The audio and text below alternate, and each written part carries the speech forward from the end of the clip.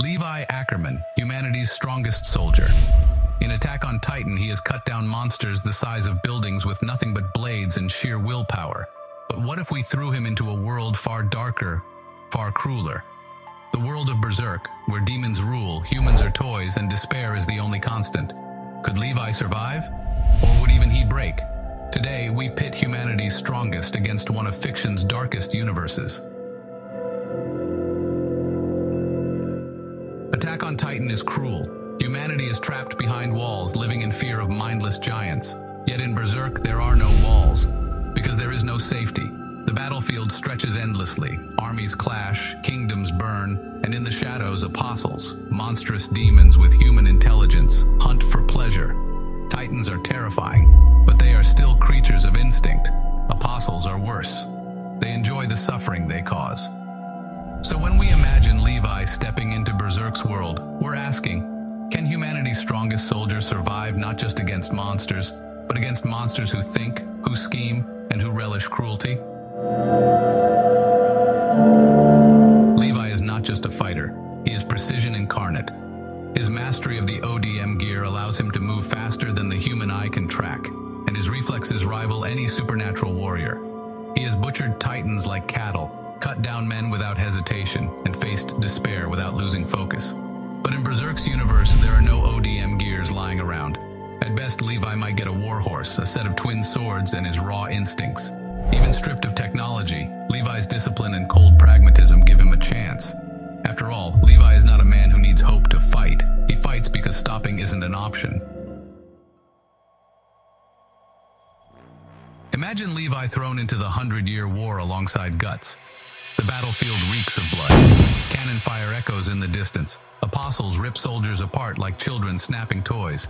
Ordinary men break and run. But Levi stands. His small frame moves with impossible speed, his twin blades carving paths through the chaos. Soldiers would see him as more than a man.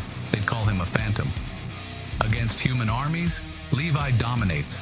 Against low-level demons, he adapts, exploiting weaknesses, striking at vital spots. But then the question sharpens.